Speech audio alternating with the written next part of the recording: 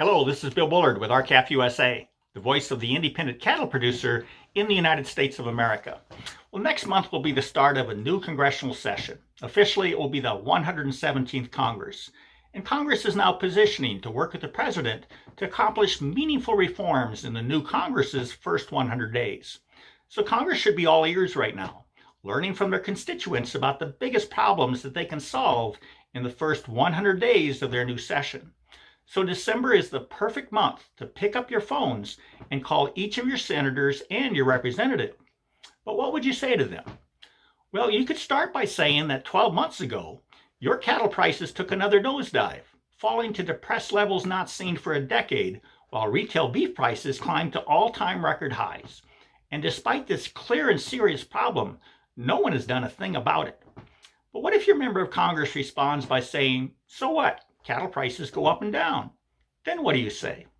You see, this response is a clear indication that your member of Congress does not understand your U.S. cattle industry, nor the factors that make the U.S. cattle industry the single most important industry for revitalizing all of rural America.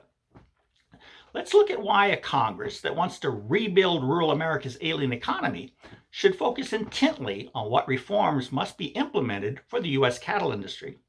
First, the U.S. cattle industry is the single largest segment of American agriculture, generating about $66 billion in cash receipts each year. This is much larger than any other single commodity, such as hogs, poultry, dairy, corn, soybeans, or wheat. And in addition, about 43% of all farms have cattle, and cattle are raised in every state of the Union.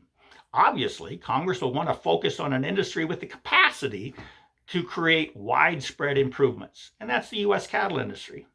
Second, the U.S. cattle industry is unique in that, unlike many other major commodities, the industry underproduces for the domestic market.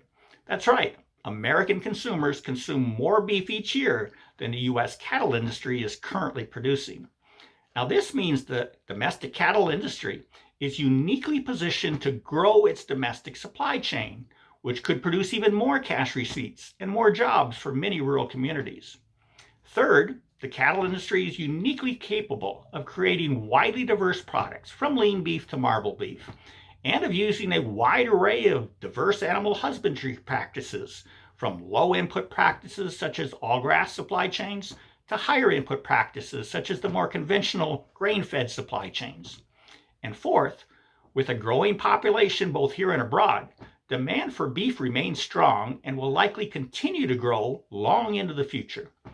And fifth, and very importantly, the marketplace itself has unequivocally demonstrated its capacity to pay beef prices that are more than sufficient to generate profitability for every segment of the domestic live cattle supply chain.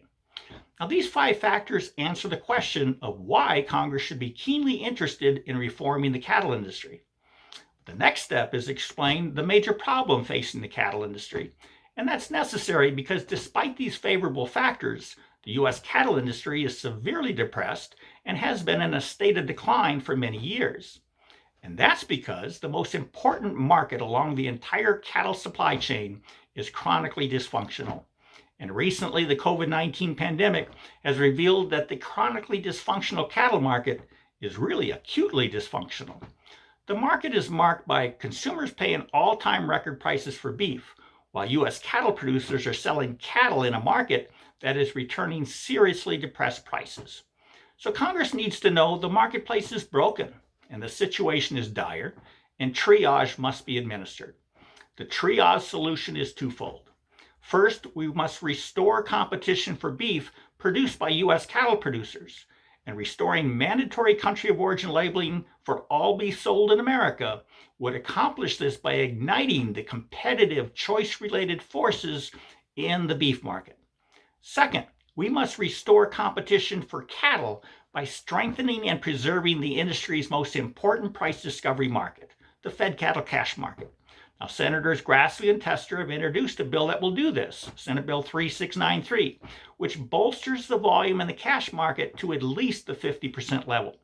So in its first 100 days, the new Congress should implement these 2 important reforms, and after they're in place, and after competition is restored, Congress can then begin to look at ways to capitalize on the cattle industry's inherently positive factors that make it uniquely positioned to create meaningful reforms and improvements for all of rural America. So to learn more about what you can do to help and to join in our efforts to accomplish these important reforms, go to www.r-calfusa.com. With that, have a productive week. Thank you and goodbye.